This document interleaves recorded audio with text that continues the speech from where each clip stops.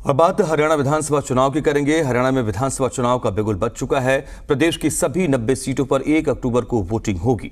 राजनीतिक दल चुनावी तैयारियों में जुटे हैं। जननायक जनता पार्टी की ओर से भी लगातार चुनावी तैयारियां की जा रही हैं। पार्टी की ओर से मजबूती से चुनाव लड़ने का दावा किया जा रहा है। पूर्व उप मुख्यमंत्री दुष्यंत चौटाला ये दावा कर रहे हैं कि इस बार हरियाणा में सत्ता की चाबी जेजेपी के पास ही रहेगी। हालांकि जननायक जनता पार्टी में चुनाव के ऐलान के होने के बाद से बड़े पैमाने पर टूट की भी स्थिति नजर आई है और ऐसी स्थिति में पार्टी किस तरीके से आगे इस चुनाव में उतर रही है, क्या रणनीति रही है, ये तमाम बातें हैं। और इन सब पर बात करने के लिए आपको बता दें कि हमारे साथ इस वक्त जुड़ रहे हैं जननायक जनता पार्टी के प्रधान महासचिव दिग्विजय सिंह चौटाला जी। दिग्विजय चौटाला जी, बहुत स्वागत है आपका जी रली एनसीआर हरियाणा पर। जी शुक्रिया, धन्यवाद जी। दिग्विजय जी, आपके चेहरे पर जो खुशी और जो रौनक देख रहा हूं, इससे ये लग रहा है कि जो जेजेपी को लेकर बात हरियाणा की सियासत में हो रही है कि वो तो कमजोर पड़ गई है, टूट गई है, बिखर गई है, ऐसा है नहीं। लेकिन इस रौनक, इस चेहरे पर खुशी के पीछे की वजह क्या, तैयारी आपकी?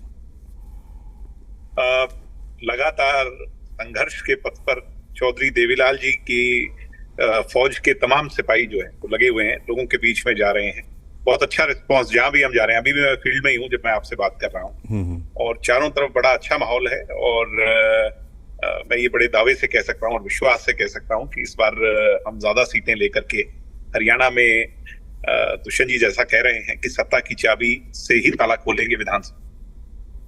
एक ऐसी पार्टी जिसने बहुत कम समय में अपने आप को स्टैब्लिश किया, बहुत सारी और यहाँ पर रीजनल पार्टीज भी हैं, लेकिन वो खनक वो नहीं दिखा पाई हैं अभी तक जो आप लोगों ने कर दिखाया है। लेकिन इतने ही कम समय में बड़ी तेजी से जिस तरीके का बिखराव पार्टी ने देखा है, वहां से उठ करके 90 सीटों पर विधानसभा चुनाव लड़ने की तैयारी, मैं समझना चाहूंगा क्या स्ट्रेटजी आप लोग अपना रहे हैं, कैसे आप लोग प्रत्याशियों का चयन करने जा रहे हैं, कैसे आप जीत के दावे कर रहे हैं?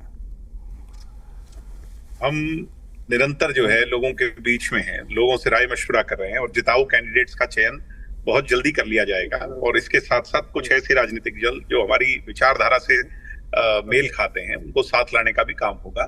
रही बात लोगों के छोड़ के जाने की, ये अमूमन चुनावों के इर्द गिर्द चलता रहता है। कुछ लोग आते हैं, कुछ चले जाते हैं, मगर काफिला रुकता नहीं।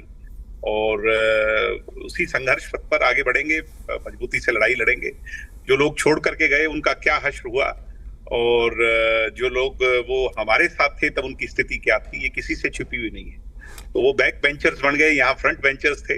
मगर ये लड़ाई चौधरी देवीलाल जी के विचारधारा और उनके दिखाए गए रास्ते की लड़ाई है। इसमें आना जाना लगा रहेगा, इससे कोई ज्यादा सा फर्क नहीं पड़ता। कुछ लोग ऐसे थे जो जा चुके थे, सिर्फ चुनाव का वेट कर रहे थे, इसलिए अब इस्तीफा दिया है। और वो सारी बातें हरियाणा की जनता जानती है।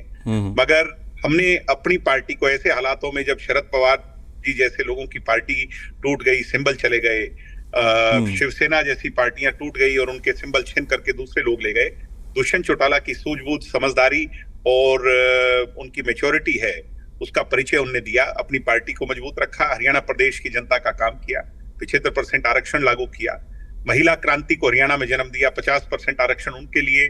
आज पंचायतों में सरपंच हो, जिला परिषद की मेंबर हो, हमें खुशी होती है जब गांव में जाते हैं और महिला सरपंच मिलती है, महिला जिला परिषद की मेंबर मिलती है, ब्लॉक की मेंबर मिलती है। तो ऐसे बहुत से काम किया। 8% बैकवर्ड समाज को देने की बात हो, किसान के खाते में हरियाणा पहला प्रदेश बना जिसमें सीधा पैसा देने का काम दुष्यंत जी ने किया। तो लोग तो दुष्यंत जी पर अनर्गल बहुत सारी बातें लगाते थे, एक को भी प्रूव नहीं कर पाए। लोग कहते थे रजिस्ट्री में घोटाला हुआ, जो चिल्ला चिल्ला कर कहते थे उनके मुंह पर ताला क्यों लग गया। दुष्यंत को सिर्फ सत्ता से दूर करना है उनका एक मकसद था। लोग कहते थे कि धान घोटाला हुआ, उसके बारे में कोई आज तक कोई सबूत नहीं ला पाया। लोग कहते थे शराब घोटाला हुआ, कोई सबूत नहीं ला पाया। मैं पूछता हूं कांग्रेस के लोगों से, अरे कोई सबूत तो दो। अगर तुम्हारे पास दुष्यंत के खिलाफ, किसी के खिलाफ हमारे कोई सबूत है तो बताइए। मगर अब उनके पास जो है ना, सिर्फ उनका मकसद यही था कि दुष्यंत उप मुख्यमंत्री की कुर्सी से हट जाए। मगर उप मुख्यमंत्री की कुर्सी दुष्यंत चौटाला का मकसद नहीं। दुष्यंत चौटाला ने चौधरी देवीलाल के घर में जन्म लिया, ये सबसे बड़ी उपाधि है हमारे लिए। इसलिए हम तो संघर्ष करेंगे, लोगों के लिए, हित के लिए काम करेंगे। और विजन डॉक्यूमेंट दुष्यंत चौटाला जी जल्दी लेकर के जनता के बीच में आएंगे, जिस